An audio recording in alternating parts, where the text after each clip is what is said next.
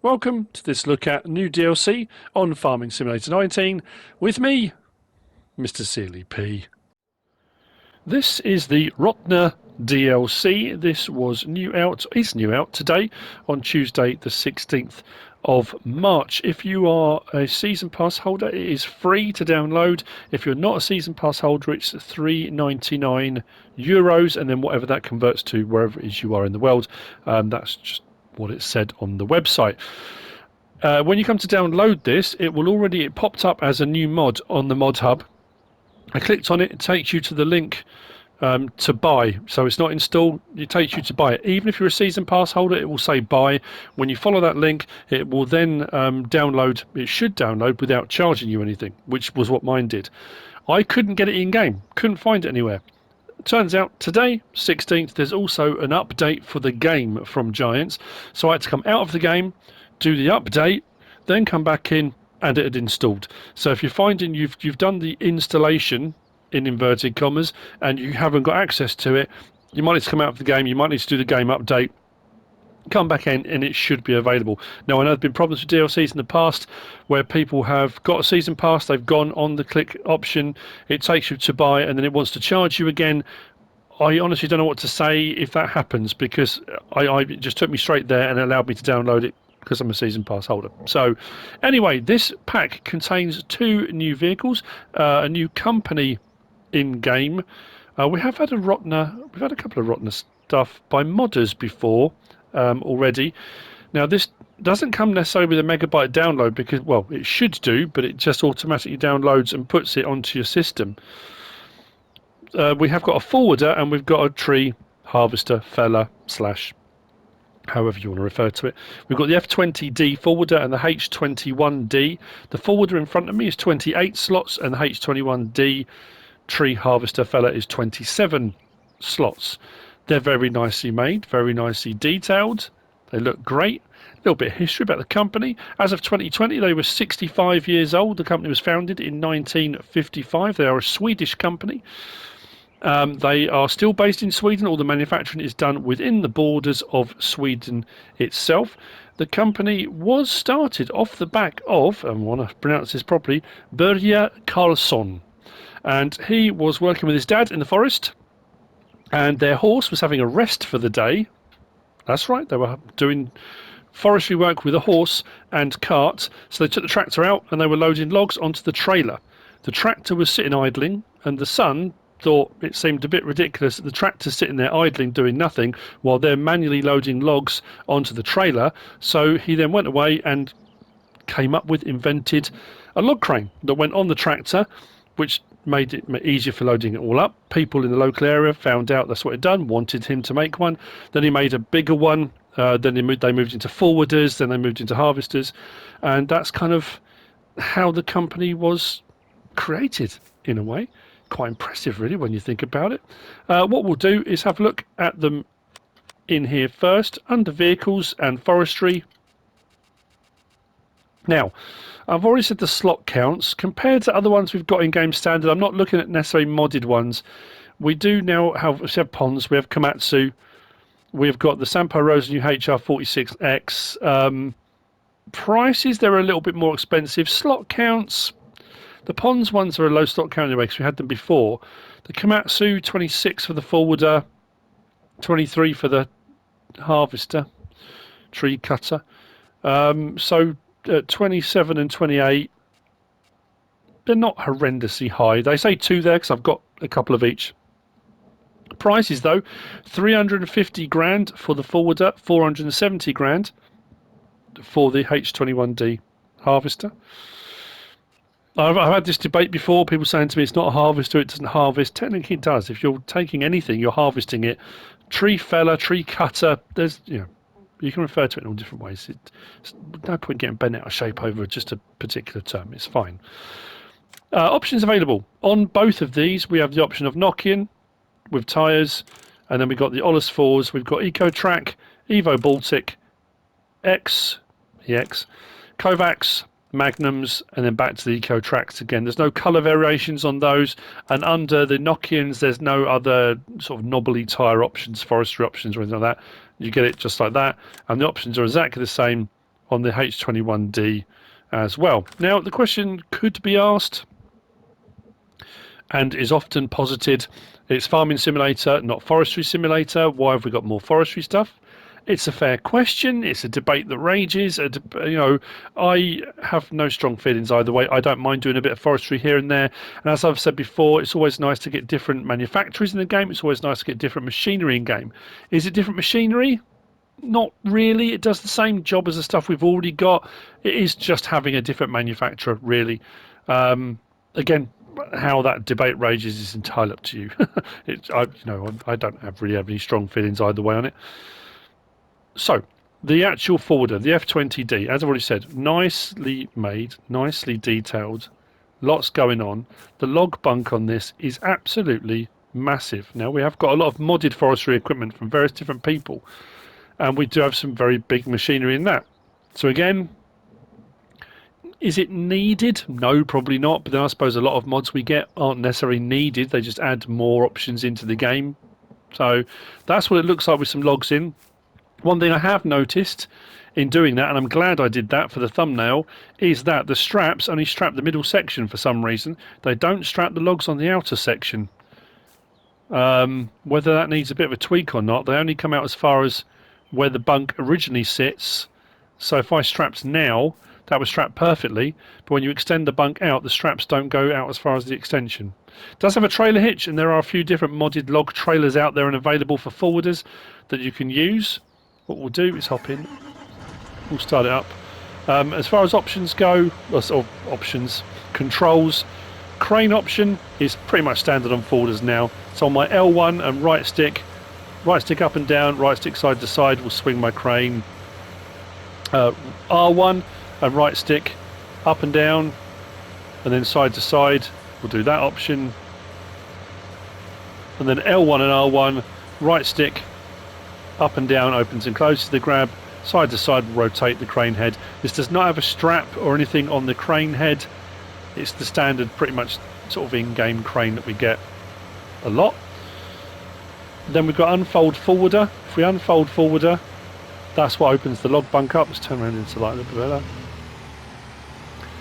L1 and X opens up that log bunk. It raises the sides, opens it when that is big.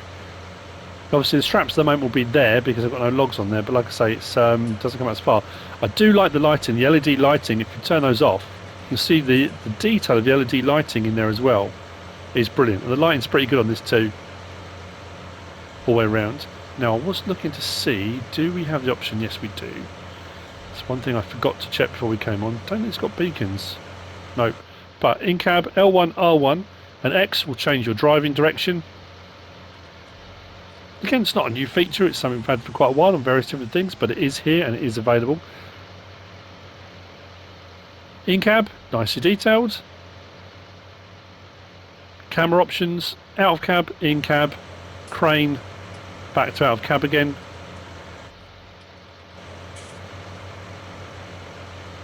And in essence, that's the forwarder. You know, it will collect the logs, it will take them out of the forest to wherever they need to go to from there. Cranes, I know a lot of people don't like the physics of the cranes in game. There are all sorts of ways of loading and unloading. You don't necessarily have to use the crane that comes with it. If you don't particularly like those, that's absolutely fine. I haven't noticed anything different. It's not like it's a new game physics or anything. It seems to operate the same as the regular cranes do and all the other machinery that we have. That's the forwarder. You know, like I say, I really am blown away by the level of detail. It's amazing. Which brings us on to the tree fella harvester, the H21D. Now, what you can probably already tell is that for transport, this is a much easier proposition for transport on low loaders, or even if you're going to drive. The fact this kind of packs away, it's quite long, but incredibly low. So the actual crane section, or the cutter head section of this, drops lower than the cab, which is pretty good compared to some of the other ones we've had and we have got. It's an interesting feature, it's something nice. I do like the fact it's actually chained up as well. We do have the option to unfold that again, very nicely detailed.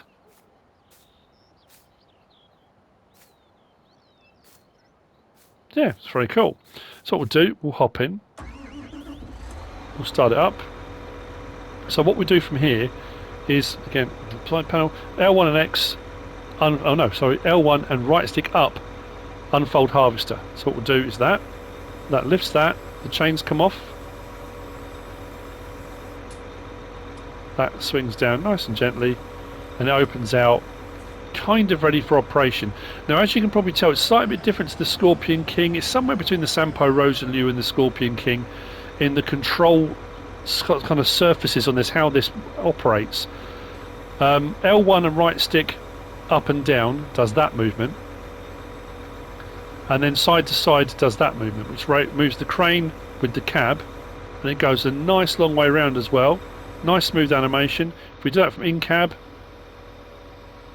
so you're actually watching that crane head the whole time. Again, that's not necessarily a new feature, but I'm just showing what this one that does have.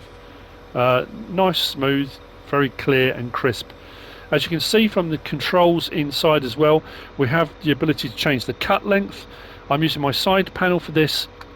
We can go from 1 meter, and it shows it on the screen there, up in 1 meter increments up to 8 meters, and then back to 1 meter again. There's no half meter increments. It doesn't go beyond 8 meters. 8 meters is the maximum cut length we can go to. Camera angles, crane, outside, in cab, crane again. So 3 camera angles on that. Lighting again, pretty good all the way around. It's a nice looking bit of kit. Now, from L1 and right stick side to side, which will bring it back to there, we've then got our R1 and right stick up and down. We'll do that movement. Side to side, we'll do that movement. So we need to do a kind of combination of that. Will do a stretch out. But what we do need is the function to bring up and down as well, and that's on R1. So L1 will do this kind of in and out motion, a bit like the Sampo Rosalie. Then on R1 we've got the raise and lower of that boom, so it can make doing the forestry a little bit fiddly, especially if you've got used to using the Scorpion King. I found a slight difference in the controls seemed to make a huge difference, but once you fiddle around with it for a little while, it does become a little bit easier to kind of cope with, I suppose. L1, R1, rotate the head. We don't have a function on this one for tilting the head, at least I haven't found one. It's normally on, it'll be like left stick, but I don't think we've got anything. No, so you can't actually tilt the head. Turning on the harvester,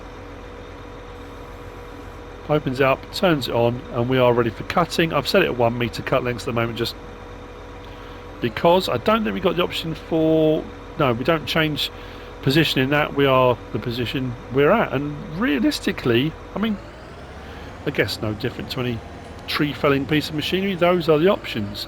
So what we'll do is that will go in and out, so I want to do that one to bring that down, get that closer to where we want to cut, maybe up a little bit. It does seem a little bit, the controls are slightly backwards. Like I say, I think just because I'm used to the Scorpion King. L1 and X, we cut. I want to lift it and come backwards a little bit. There we go. Then if I rotate round, now you can harvest directly onto a trailer, you can harvest onto the ground, you can do it in all different ways. It's entirely up to you. I'll change the cut length while we're at it. Let's go up. Let's go up again.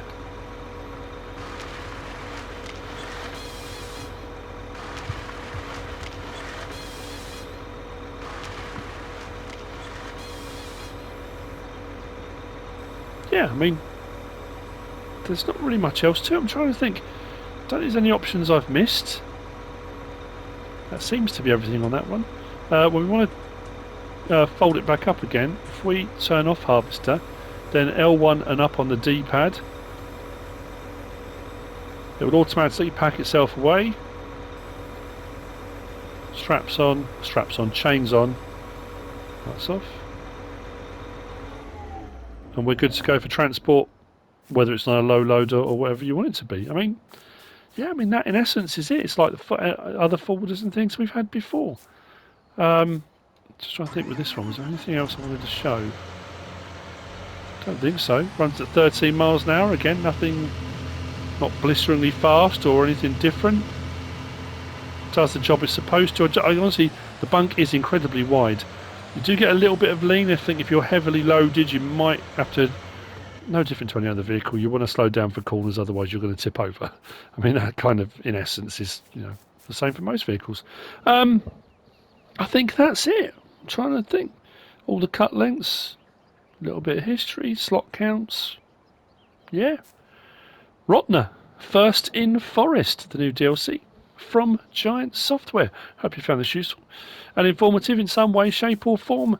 If you have, give us a like. If you don't subscribe yet, please do. If you want to leave a comment, feel free. And if you want to share this video, then please be my guest. Whatever you should choose to do. Thanks for watching.